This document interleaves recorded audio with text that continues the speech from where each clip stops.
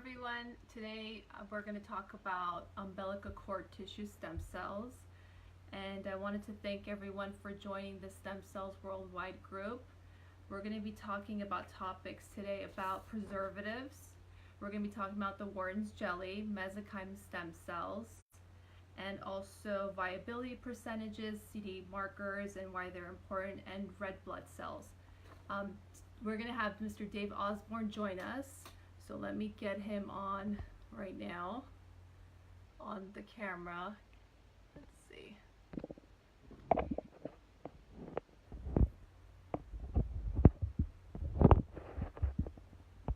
All right, so he's going to talk about the Wharton's jelly today. Dave, if you can see me, if you can comment, I think I saw you somewhere. There you go.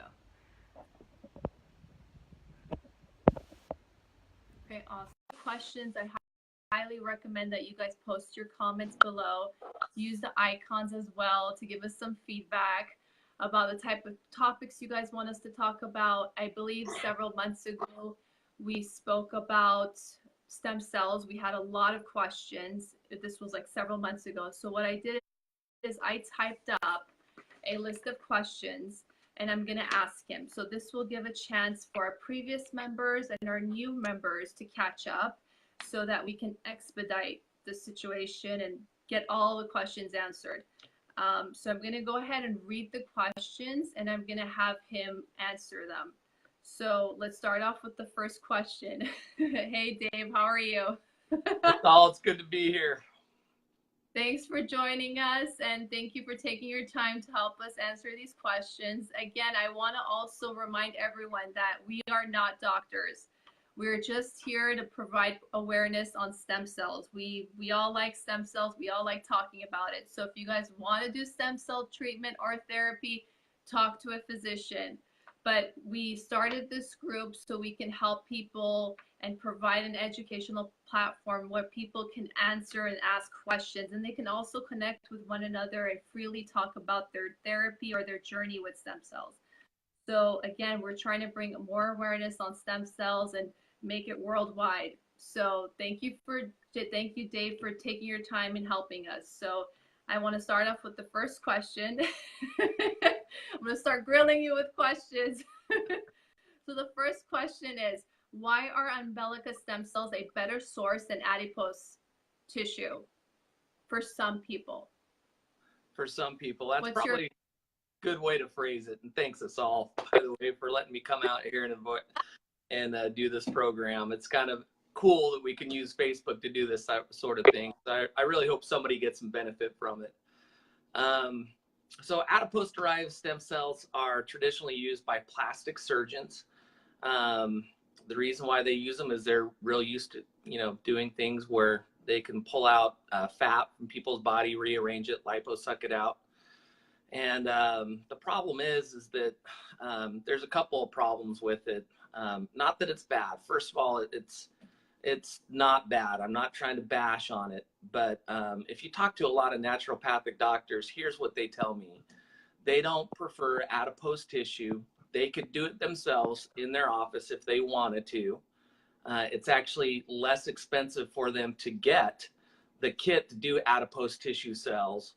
I'm trying to look at the camera, by the way, but you're on the left side of the screen, so you see my eyes flickering. That's why.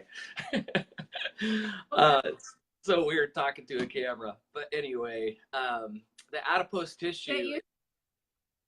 We're going to be doing a lot of live sessions. Get ready. I know, right? Yikes. Oh, man. So anyway, the naturopathic doctors don't prefer that type of stem cell for a couple of reasons. One, usually the people that require stem cell therapy are older in nature, 40, 50, 60 and up, right? And so when you're pulling those stem cells out, what a lot of people don't realize is that stem cells are not equal depending on your age. There's a lot more vitality with a youthful derived stem cell than there is from somebody who's 60 years old.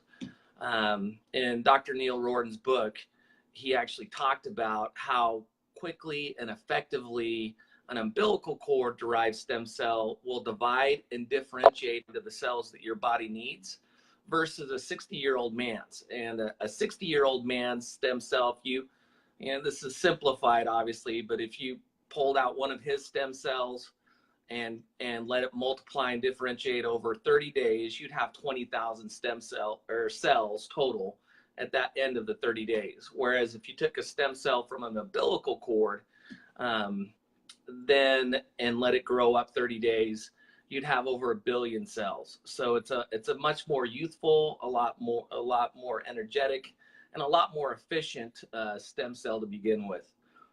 The other thing that they complain about, naturopathic doctors actually, is that the human body actually stores toxins in the belly fat. So they're not real excited about pulling out the stem cells from that area anyway. And there's a couple other issues. It's, it's invasive. You have to go into the body. You kind of create an incision there. You suck out adipose. You cause inflammation, and that process in and of itself, by pulling out the stem cells from the fat and then re-injecting them, we don't know how many of them actually go back to the site of the, where they pulled them out from to heal that area anyway. Probably not a lot, but still something to think about. Right, and I also think genetics might play a role as well. Yeah. For harvesting as well. I think I've heard a lot of people in the science community talk about genetics playing a very significant factor when you do have options like embryonic, for instance, or umbilical cord tissue or cord blood versus adipose. So I think there's just a number of different factors. Again, it just depends on the physician, or it depends on the patient and the type of symptoms and the type of genetic history that they do have and the type of autoimmune disease that you're dealing with. So I think there's a lot of different factors. Again, we do appreciate, we know we have a lot of members who've had adipose who are successful, and we welcome you guys to our group as well. So let me go ahead and one other thing to comment on that. It's not bad. Adipose tissue is not bad. It's done a lot of good for a lot of people. So I don't want people to think that we're bashing upon adipose. It's just, I think it's less. It's a lot of money to pay for this stuff. You just want the people to get the best bang for their buck. Right, and I also think the umbilica, Wharton's jelly, and the cord tissue as well. It comes from, women who are donors. They're high potency compared to the adipose, I would say, based off the research that I've read and all the data that I've read. What are your thoughts on that? I think when you're giving, I try and put myself in the foot or the feet of the shoes of the Lyme sufferer, the parent of the autistic child.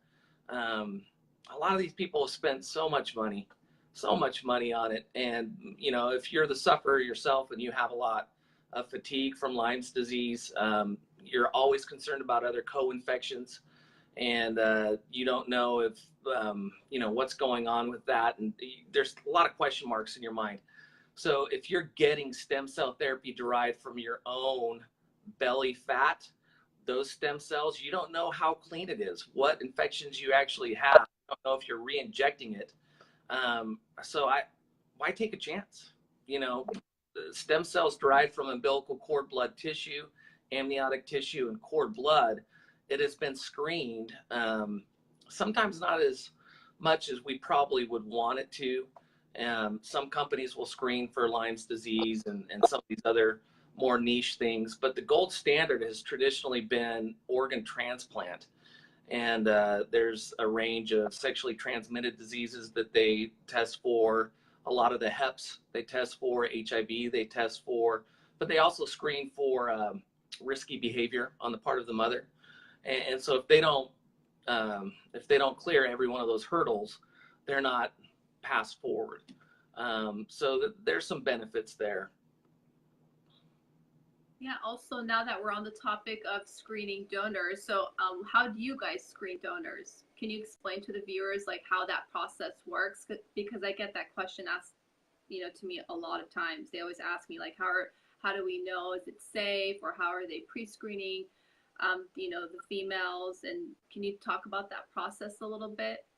Yeah, absolutely. When you go into the hospital, every hospital has a protocol where they approach the mother and say, do you want to donate any of your your birth waste, for lack of a better term. And I want to say birth waste for a reason, actually, is because some people have the misconception that it's actually derived from the child itself, that they're, fetal embryonic tissue that's being used. None of that's the case. It's only from the placental tissue, the umbilical cord blood, the umbilical cord tissue itself. But before they do that, doctors have to know a lot of things about the patients when they're going in to have birth. They run a lot of tests on these women because they want to make sure that they're safe and they're going to have the best chance for having a healthy baby. In that process, they ask them all of these things. What's your medical history? They work them up. Have you ever been diagnosed with HIV, Hep C, Hep B, chlamydia, syphilis? Those are just the ones that come to the top of my mind at the moment. But they check on these things. Some of the some of the therapeutic makers of stem cell therapy they'll have a direct contract with a hospital, and that hospital will provide it. Other stem cell companies will actually have a contract or a source where they have to get it from another state. Utah Cord Bank actually has 2 hospitals, and I think that's important, that are really close by. They're about 5 miles away and 6 miles away from the other one. So it's a scheduled C-section baby. The reason why they only take C-section birth materials because it doesn't go through the vaginal canal, which has a whole bunch of pathogens in there. Everybody does, but that could also contaminate it. And so when it's C-section, there's no worries with that. It's all clean, it's sterile, and that's the only way they get it. In fact, it's generally picked up from the hospital and taken to our lab anywhere from 30 minutes to an hour after the baby has been delivered. Awesome. So I think that the whole issue that you just brought up, having people making sure that, like, the stem cell vendor that they do choose, that they're very close to the hospitals so that they get the stem cells, or they get those, the umbilical stem cells right away. I think that proximity, being closer to a hospital, is very critical versus you having it, obtaining the umbilical stem cells, which are far away, and then defreezing them. And I think that whole process takes into effect. I mean, there were a lot of people talking about that as well, that it might affect the percentages. You want to obtain the stem cells somewhere where they're, closest to a hospital. In terms of the laboratory, I mean, for the stem cell vendors, is that correct? Yeah, that's absolutely correct. In fact, there was a client up in Portland, Oregon, that's using our product that was using another company, and they were mainly upset with the company because they didn't have a good relationship with the sales rep. But they did a little bit of research. The representative had told them, hey, we've got a direct source contract with the hospital and we get it right there. When they went to the laboratory to review the laboratory and just kind of check it out for themselves, which I think is great for doctors to do. And just FYI, Saul, I can't see you. I can see you now. Anyway, what that company, the stem cell maker in Southern California, was doing is that they were getting it, I think, from Oklahoma, and they were freezing it and then shipping it to California, thawing it out, then making their product, and then refreezing it.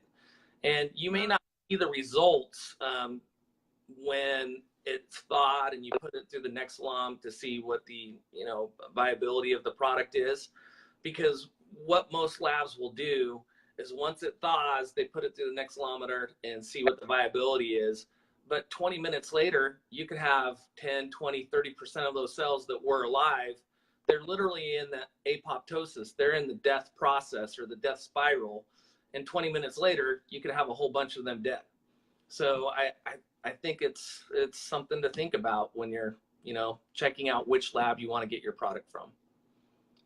Definitely. I think obviously you want to get the most number of live stem cells. Obviously, you don't want them to go to apoptosis. So cutting that time period would be beneficial to people, especially even for the physicians, because they're the ones that are placing the orders.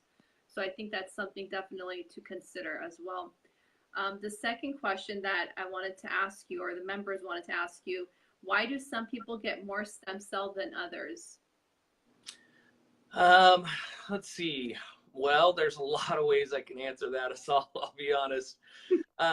It really depends on who you're going to and what the reasons are. And you know, you'd like to think that every doctor is ethical and will give a good amount and not try to give too much to ramp up the price. Um, there's a pretty famous doctor, not famous, but I'd say um, well-known doctor out in Beverly Hills that has a protocol where she says it's 1 cc for every 60 pounds of the patient. That's how she doses it, and then she'll throw on an extra cc if it's a severe illness or not. There's no, absolutely positively no scientific research to say what you need to do. I mean, by definition, stem cell therapy is, it's regulated by the FDA, but it's off-label use. And so anytime somebody says, hey, this is exactly how much you need, there's, how do you say that politically correct? They're not really speaking with a lot of credibility, because there is no defined amounts that you should get. There just isn't. How much should you get? Well, if you're me, you know, you always want to get the best bang for your buck, right? Americans tend to seem, if one's good, two's probably better, right? So they want to make sure that they're having a good amount, you know, in their stem cell therapy. But the fact of the matter is that I know doctors who give 1 cc for an arthritic joint or somebody who has a torn meniscus in their knee, and they're getting good results. And they swear that they're 85% of their patients to 90% of their patients have positive reviews. I have other doctors who swear, no, I give them 2 cc's in their knee. It's a bigger joint. They need 2 cc's. They need those stem cells. And, you know, they swear they get 85 to 90% positive results. I don't know. You know, it's tough. I would probably err on the side of caution. And depending on finances, I would do a little bit more than less. But if you can only afford 1 cc, I would try it out.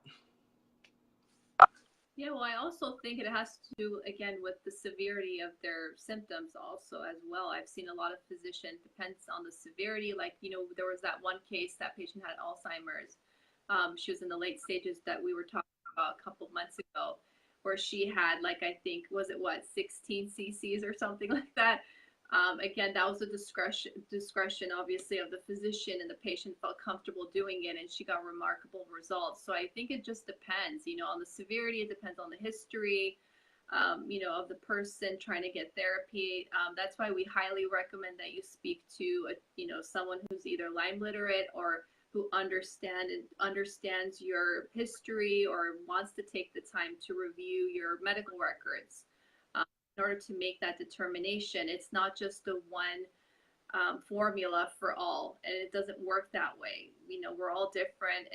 You know, the treatments really need to be individualized, customized, and tailored for that specific person. That's really, really important.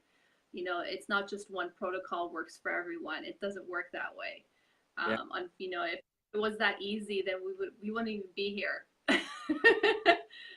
You know, honestly, that's the basic truth on that. So the third question is going to address the Wharton's jelly. So why is the Wharton's jelly important? Maybe you can also talk about the exosomes and the mesenchyme stem cells, the percentages that are those type of components, as to why it's beneficial versus cord blood. As you can be very conservative with your answer. Sure. Feel free. Yeah. I hear you. No, that's a great question.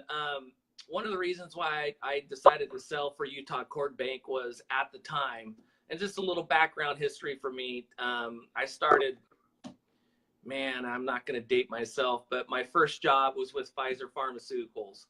And, you know, when you go in and you sell to a doctor a drug, the first thing that they want to know is, show me studies. You know, what's the p-value? What's the n? How many people were involved? Was it multi-site? Was it multi-study? all of that stuff. And so I went into it, and you can't.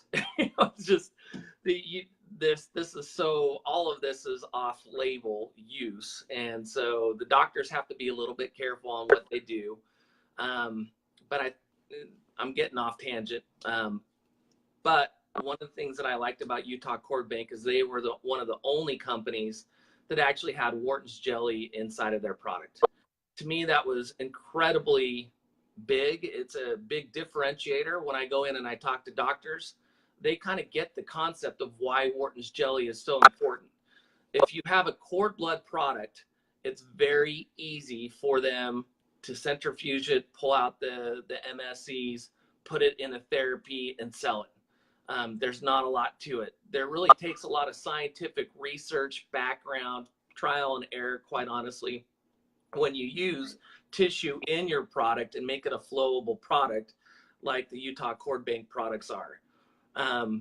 But the key to Wharton's jelly is a layer in the umbilical cord that protects the blood vessels that go into the placenta. That's why it's jelly, is there, you can't cut off that blood flow to the baby.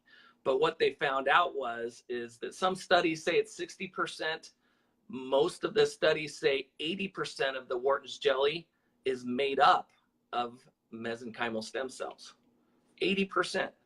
That's a lot. So most other companies that are cord blood, traditionally you're finding 1 to 3% of their contents of their nucleated cells are mesenchymal stem cells. If you look at the largest stem cell company in the world, Livion, they sell the most product. They've been around quite a long time. Great marketing. They have in their own product description 2%. 2% of all of their cells are mesenchymal stem cells. Again, I'm not bashing those guys. People get good results with them. Excuse me. People get good results. So, I wouldn't shy away from using Livion. People are getting good results.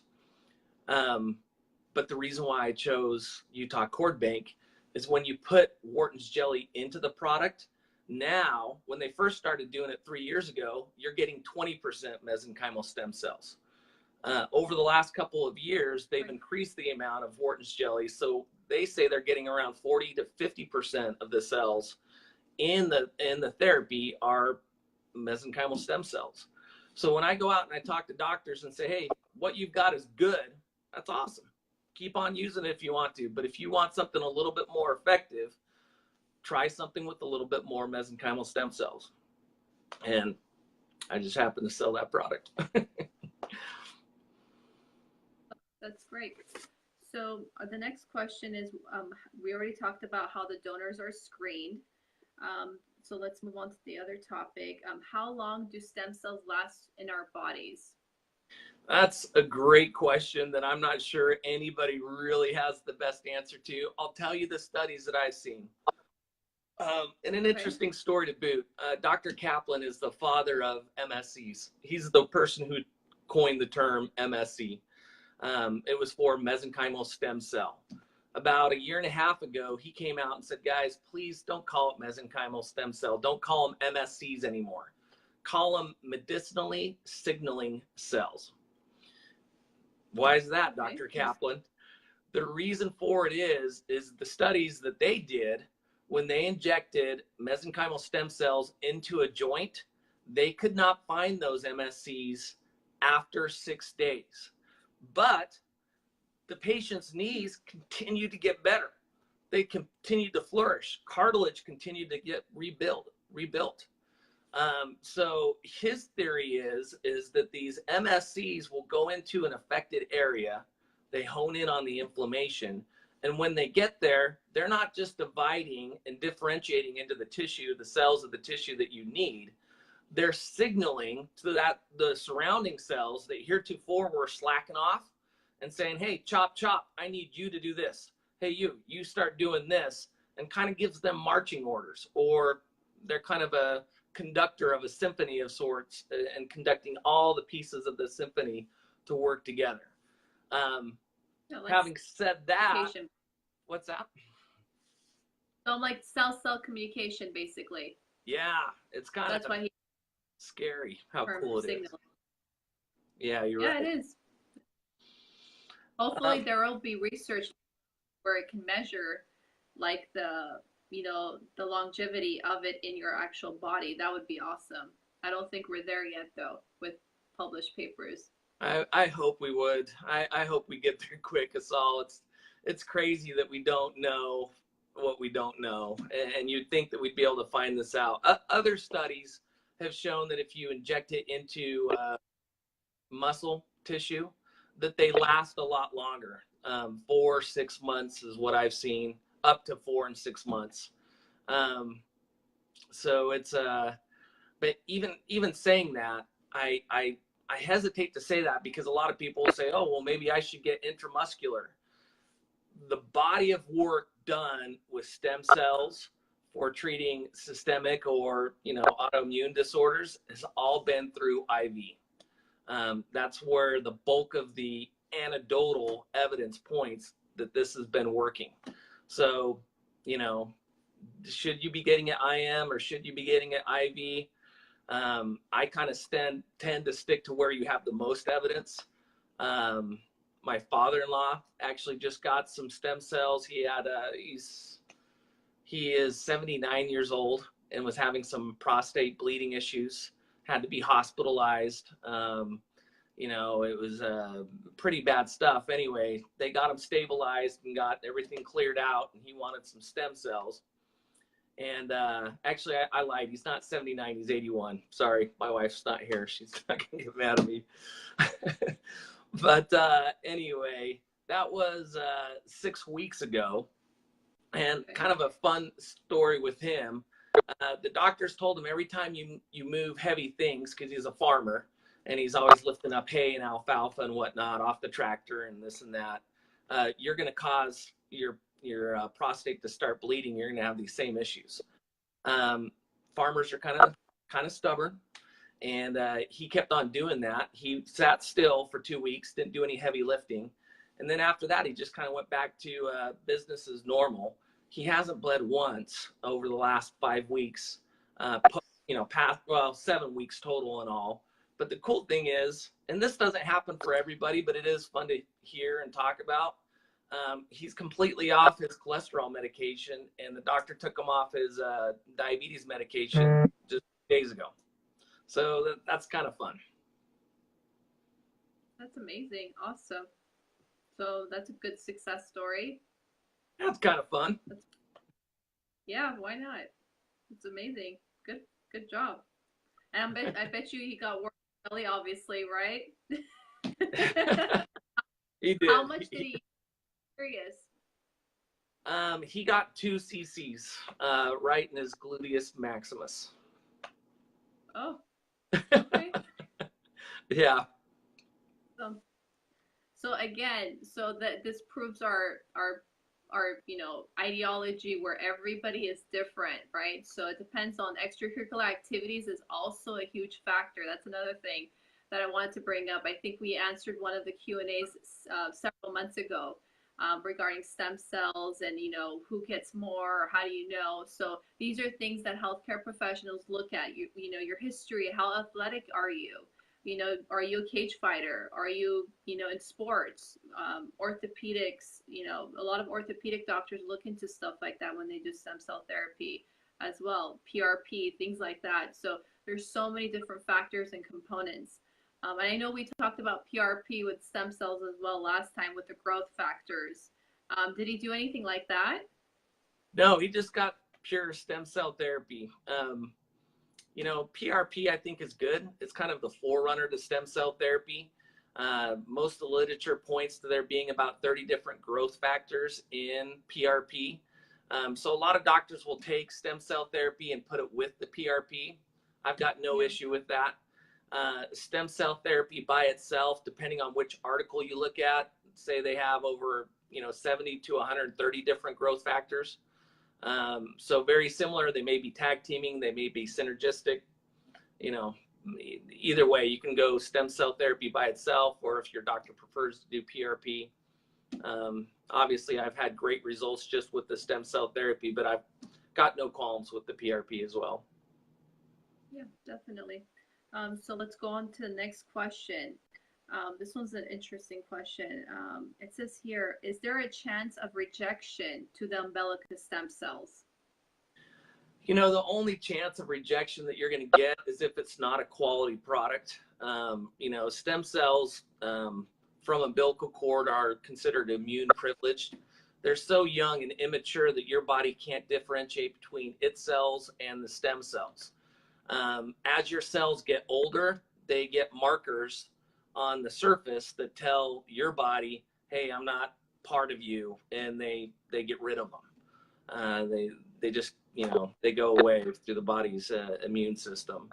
But the only issue that you'd have is if you have too many red blood cells in the stem cell therapy. You're only supposed to have 1% or less. That's the most you could have in the stem cell therapy is 1%. Most companies, you know, make sure that theirs are completely clear, their products. That's great. You know, make sure you do it. Utah Cord Bank does it a little bit different. They get rid of the stem cells through hemolysis, which is, it breaks apart the red blood cells. And so you're going to see a little bit of a pink tinge to our product. That's actually a good thing in our book.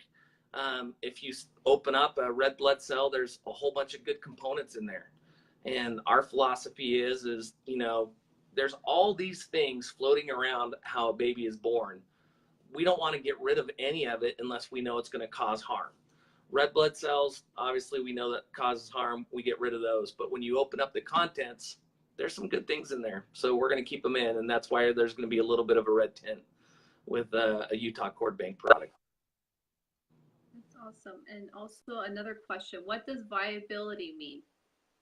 Viability. So when you freeze the stem cell therapy, it's really cold. It's like 80 degrees, right? And so different companies use different cryopreservative agents. The biggest one used to be DMSO. The industry's kind of switching over to glycerol. DMSO was probably one of the best for a long while. I still have some doctors that really, really like it. However, if you have a patient with a sulfa allergy, which, you know, 10%, 20% of the population does, most of the times it's not severe, sometimes it is. So that's why they went over to the glycerol. So glycerol and DMSO are the two cryopreservatives they use. But what they're trying to do is suspend those cells so that they are in the same state as they are before they're frozen as after. And the reason why you want them in the same state is they actually excrete positive things for your body, cytokines and more growth factors. So you really do want these cells to be alive. So when simple answer is when you say what's viability, it's, hey, how many of these cells survived the cryopreservation process? You know, did you freeze them to the point where they're now, they don't even work anymore? If you're not gentle with the cells, the mesenchymal stem cells, the hemopoietic stem cells, the other cells in the solution, as you prepare your therapy and you freeze it, as soon as you freeze it, those cells start to die. The death process is called apoptosis. And so what companies will do is they will, sorry, I'm getting text. Let me get, it's a big long text. Blocking your face, this all. My phone going on, but go ahead. So okay. Apoptosis? Yeah, apoptosis, it's the cell death cycle, essentially. And so they'll put them through a machine, and that machine actually counts the cells that are alive. But what it doesn't do is it doesn't show, hey, after that point, once you thaw them, how many of them continue to live? And that's really what you want. You want them to be alive if at all possible. It's not the primary effect of the product, the mechanism for the success of the product, but it gives you a little bit of an edge, right? If you're getting more growth factors secreted, more cytokines excreted, that's only a good thing for your body. That's what those cells naturally do. Why not let them naturally do that? So that's why Definitely. viability Also, is such a big term thrown around. yeah, definitely. And I know we were talking about preservatives. You brought that up in your discussion. So what is it that Utah Core Bank is using now in their preservatives? Have they changed, or are they providing options to healthcare professionals depending on the type of patients that they have? I know that there was a lot of doctors reaching out to me, talking to me about the preservatives for me to go find out and do a little bit research. You know, a few of the doctors that I know didn't want the DMSO in it. I know Livion used to have that preservative, but no longer does. So I wanted to know what is up to date. What is it that you guys are doing now? What options do you have for people? Sure. And for healthcare. Yeah, absolutely. So when we started off, all we did was DMSO, but then we had the request for a DMSO free product. That's when we brought in glycerol. We still have doctors who swear by DMSO, that there's healing qualities by DMSO. They want the DMSO product for their patients. I've had a couple doctors have allergic reactions for their patients with a DMSO product because the patient was sulfa allergic. Doctor didn't know, patient didn't know. And so they've switched over to using all glycerol. That's fine. We provide either glycerol or DMSO, whatever the doctor and the patient desire. We have no issue in giving them either one of those. But there's a bigger story I wanted to tell you about. You know, about 3 years ago, we started putting cord blood serum into our product. And cord blood serum is a really powerful cryopreservant, super powerful, way better than anything that you can buy off the shelf.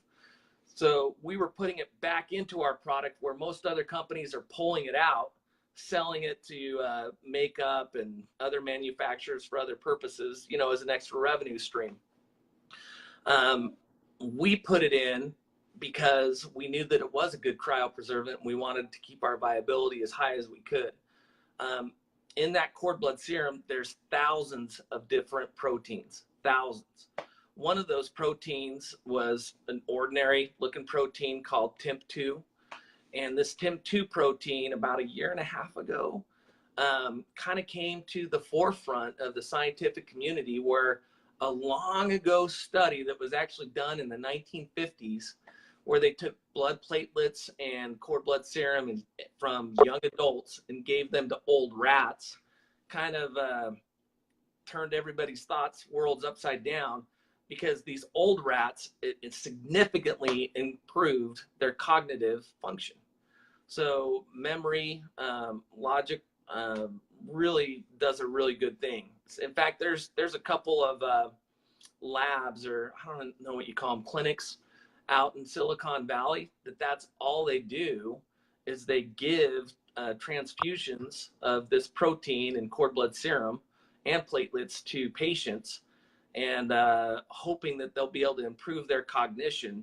You know, I guess when you're out there in the Silicon Valley, you know, you got Google, the Facebook's, big wages going on. They want every advantage they can get, but we've already got it in our product, and it's really cool. There's about 2 or 3 other companies that I know that keep it in their product.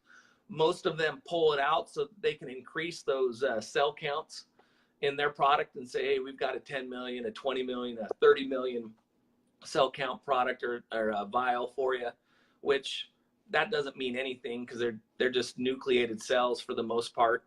But I would much rather have that cord blood serum with all those proteins in there helping us out. Okay, awesome. In regards to the preservatives, if you change the preservative, won't the viability percentages take a hit? Won't they decrease? You know, we haven't seen a difference, very, very, very slight difference between the glycerol and the DMSO. So you're not going to have any viability issues switching from one to another. That's amazing. Great. Even more options for people, and they get the same amount of viability percentage. That's great. Okay, so the next question, what are CD34 markers? Can you explain the markers? And when you answer this question, can you also talk about the significance of not just to look at one CD marker, that they need to look at, take it as a holistic approach where you need to evaluate all the markers to figure out what's going on? Yeah, absolutely. Thank you for bringing that up. Um, the the CD34 marker is a positive marker that is found on a stem cell. So some people mistakenly have looked at that and said, "Oh, if there's CD34 markers in product X, there's got to be stem cells in there," which would be a logical leap, right? But if you're looking for a stem cell, there's going to be positive markers that have to be there, like the CD34. If they're not there, it's not a stem cell. But there's also negative markers as well. So you can't have some markers there. If they are there, you know it's not a stem cell, even if there are the CD34 markers there. Does that make sense? Clear as mud? Sense to me. I don't know if they have, I guess if the members of the Stem Cell Worldwide group have questions or comments, I highly encourage you guys to post comment questions or use the icons below to give us some feedback in regards to any other type of questions that you guys might have. But it does make sense to take it, just to evaluate all the markers in general together. Yeah, it's so bottom line, and I should have finished, but it's one marker out of many that you need to show that you truly have mesenchymal stem cells in there. A little bit of an easier way to, if you ask me, is, most companies have done research on their product and they'll tell you not everything because they don't want to give away their trade secrets. Um, but they know that there's 1 to 3% of their product is mesenchymal stem cells. How do they know that? It's because every study known to man will show you 1 to 3, some of them say 5% of the total cell count will be mesenchymal stem cells, right? You also have Wharton's jelly, which is 80% mesenchymal stem cells, which is added into it. So, you don't have to go and play the marker game and say, okay, what is it? What is it not? You just know what the components are in the product. Okay, awesome. And I also wanted to ask you a question regarding um, the umbilical stem cells company vendors. Based off of the data that I've read and the research that I've done, they are FDA regulated, but not FDA approved. That's two separate entities. It's two separate issues. Can you elaborate on that and why they're different?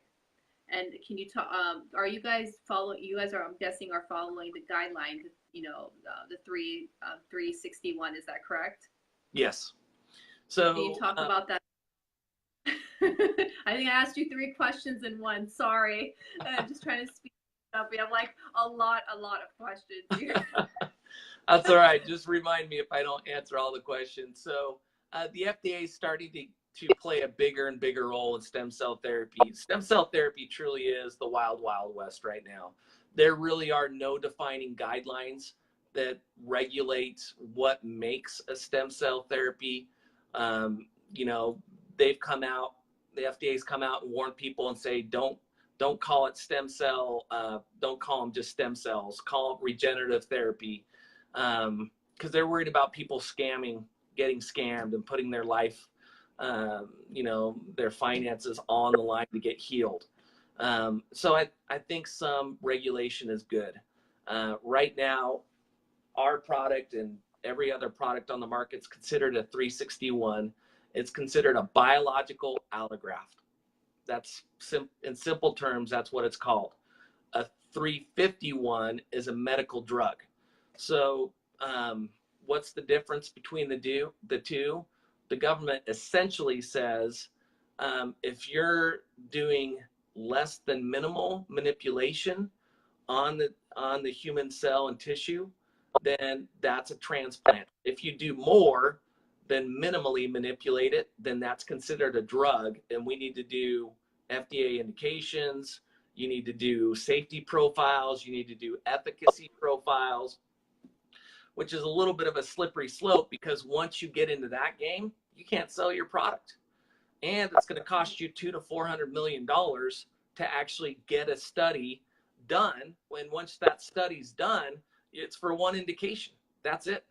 And if they find that you're, it just, there's so much stuff going on. If you're using it for other things other than that indication, and they can slap fines on you. And so it's a little bit of a sketchy. So everybody's trying to stay away from the 351 designation, except for the companies that have left our country, moved to Panama, China, Germany, where they'll do different things. Mexico, they'll do shark, they'll do neonatal, they do all sorts of stuff, which in my opinion was a good option back in the day, but now I don't think you need it. You can get stem cell therapy right here that is very viable, that is very good, that's doing a lot of good.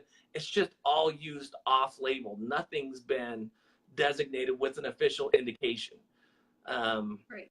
And it's a double-edged sword. It'd be really nice to have the safety, because it would legitimize a lot of the work that some really awesome doctors are kind of sticking their necks out, trying it in autism, trying it for Lyme's disease, really helping some people out, but it doesn't work for everybody. And so you're going to have some people that are going to complain and say, hey, I spent $15,000, $20,000 on this, and I'm still sick as a dog. I think this guy's a crook, and that poor doctor is going to get hammered. So in that sense, it'd be good to have the indications for it. But on the other hand, you don't want to deny access to this miraculous therapy, in my opinion, for so many people, for all of these things, whether it's just quality of life issues, because you've got arthritis, degenerative disc disease, you've got low cartilage in your knees, and you can't play tennis, or you can't play with your grandkids or whatever. From those light things, which aren't light, but they seem light when you compare them to Lyme disease or to an autistic child or something like that. It's just, man, it's fun when you can see these video testimonials of people just saying, I got my life back. Obviously, the doctors are showing, people who are exuberant about it, but most of my doctors across the board, usually the joints, they're feeling like they're getting great results with, 90% is what they're reporting back to me. Autoimmune, it seems like it drops down a little bit less, like 80%. But still 1 out of 5 people is going to say, hey, I still have major fatigue, and I think those people need to go in. I wish the doctors would educate themselves a little bit better and kind of set the expectations for the patients of what their recovery is going to look like, so that they're not just thinking it's a one and done. Hey, I've got my 4 cc's, I'm done. I think autoimmune patients, if you're going to hear those patients that get 1 injection and they feel like, hey, I'm cured, this is awesome.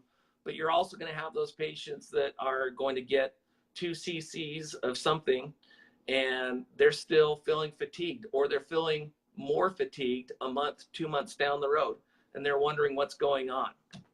I think if you have a more severe disease, most doctors will tell me, Dave, you can't promise anything with 1 infusion. It's a 2-3 step process before they're really overcoming what they want to do.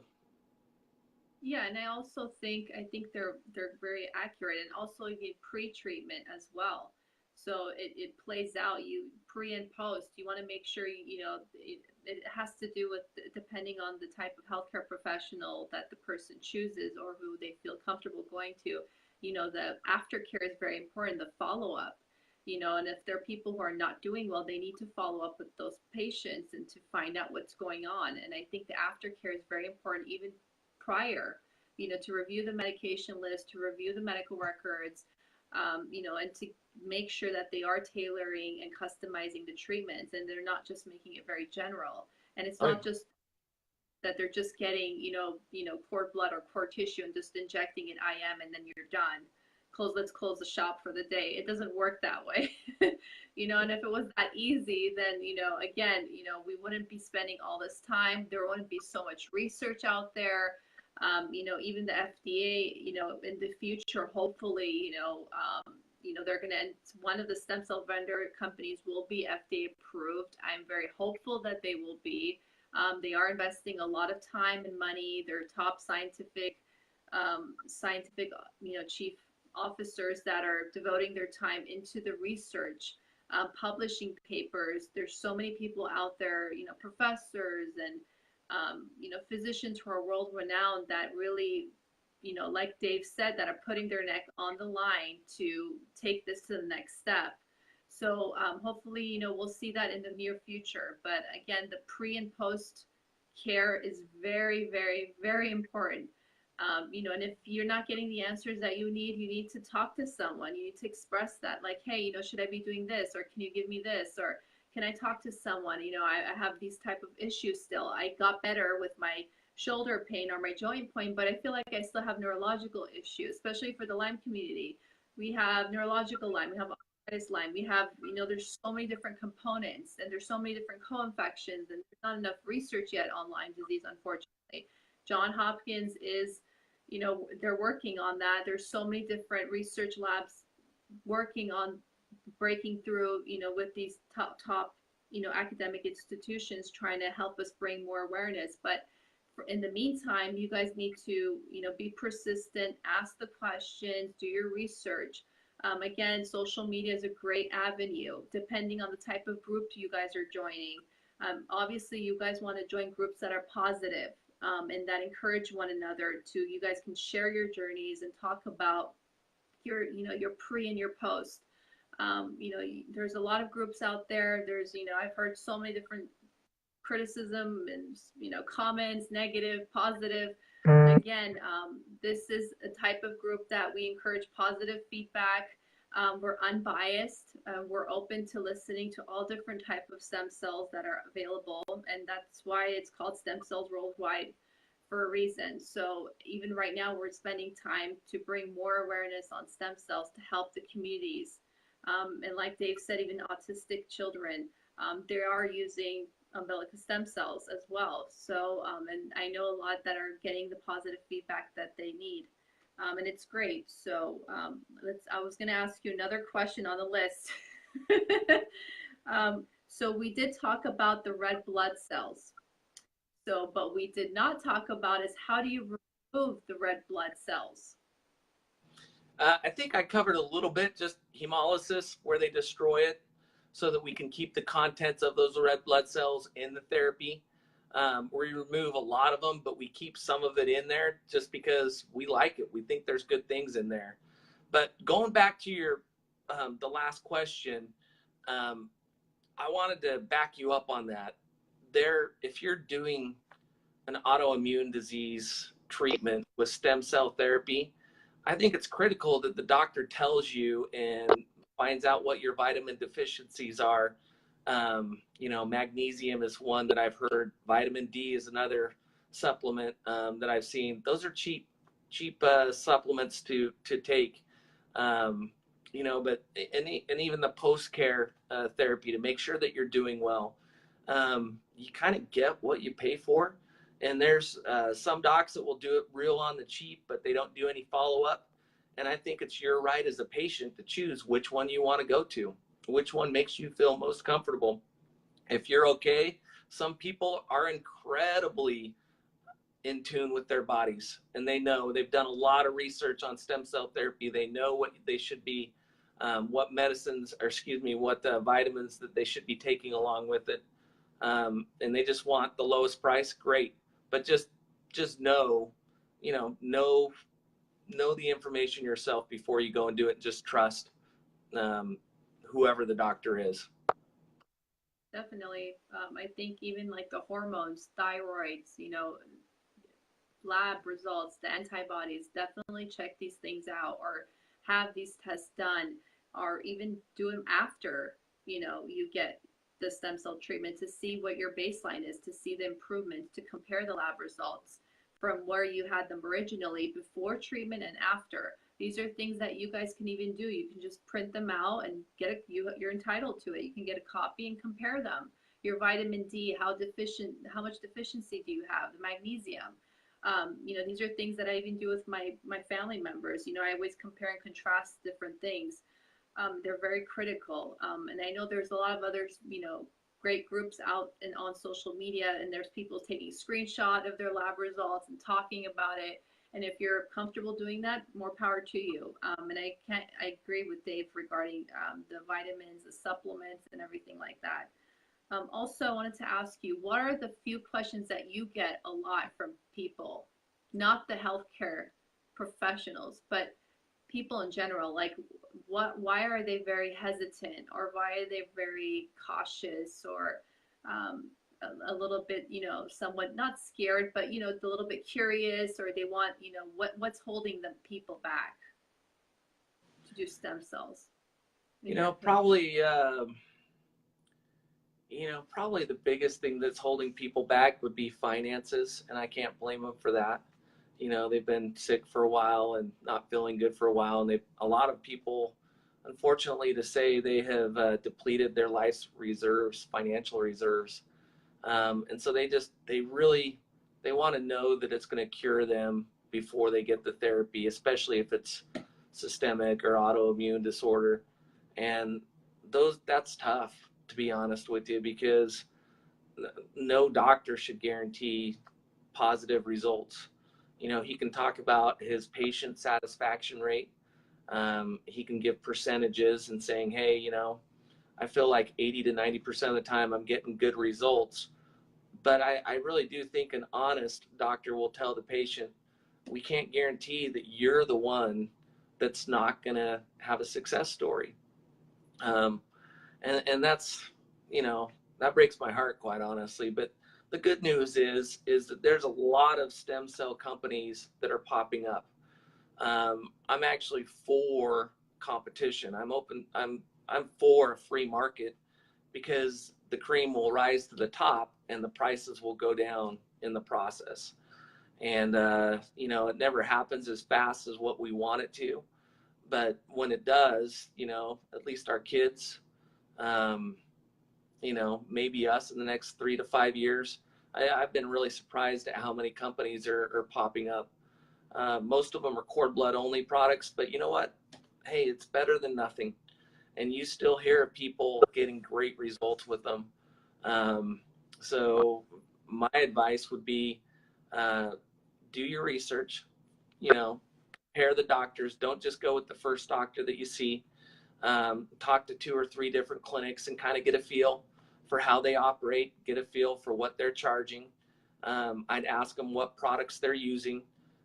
Some companies are real hesitant to tell you what product they use. Don't be ashamed, or don't be scared to tell them, hey, I want to use a different product. I've done my research. This is the product that I want to use. This is something that's going to be going into your body. You deserve to get the product that you want. But yeah, don't be afraid of it. That's probably the number one thing I would tell patients, is don't be afraid of it. Our company, and I know other companies are similar, I think the reason why the FDA allows stem cell therapy to operate in this off-label capacity is because there really hasn't been any issues with it from a reportable adverse event standpoint. And that's the first thing that doctors want to know is, that's the Hippocratic Oath, do no harm to the patient. That's the first thing that they do, is they want to make sure that they're not going to do any harm. And, I've seen rashes at the injection site. I've seen swelling that goes away really quick, a day or two, in very few of the patients, 10, 15%, if that, probably more in reality, like 5%. You do see some people that have systemic that will that will feel sick, not necessarily with our product. But when I talk with doctors and I ask them, hey, obviously you're asking them, do you like your product? What's working well, what's not? They'll tell me that 20% of the time some of their patients will feel sick for a day or two. I haven't honestly heard that with our product, but I know it's there. I know some doctors, patients will actually have that result. But as far as long-term negative consequences, you just don't hear them hardly at all. Every once in a while, you hear people that feel like their disease state is getting worse. but there's so many variables to that. It's, did they get a high enough dose? Was their disease declining and now it's declining rapidly? It was declining rapidly, but now it's declining not as rapidly. You don't know. But obviously that person's not having as good as a result as they wanted to have. And so that's why, you got to go to a doctor that's got some experience and has treated some patients before and kind of knows what advice to give you. But yeah, I would just tell them, try it out. Honestly, I know I represent Utah Cord Bank, but there's some other good products out there too. I liken it to good, better, and best. I feel like ours is the best product. I want to feel good about the product that I'm selling. But just try it. That would be my advice. In regards to, there are a few questions that people were asking me about, like, because I banked my stem cells. So back in 2014. So what if there was a person that was interested in using the banked stem cells that they had? Do you guys usually accept like donors or like donations of some sort of like that, and you guys can process them in the lab? Because I have a few people who family relatives, their family relatives are pregnant and they're kind of actually considering doing that, and the physician's open to it, to trying that out. Absolutely. Have you heard of it before? Yeah, absolutely. One of the first patients we had was an NFL player. This was many years ago, like 2004, and his wife had a baby. It was actually a vaginal delivery, but he really wanted us to make him stem cell or regenerative therapy for him, and we did, and he got great results with it. So if somebody does want to call up Utah Cord Bank, you can go to utahcordbank.com and you can ask them how to set that up. Obviously, you want to do some pre-planning before you actually have the baby and have that medical waste.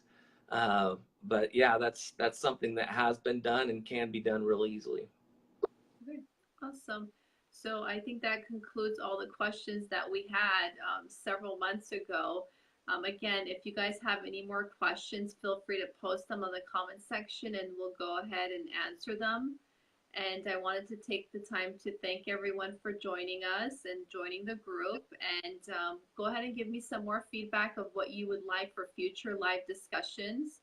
We're going to have more to come. And also, for those of you who don't know me, I didn't get a chance to even introduce myself. So my name is Asal Samadi. My field of study is in biological sciences.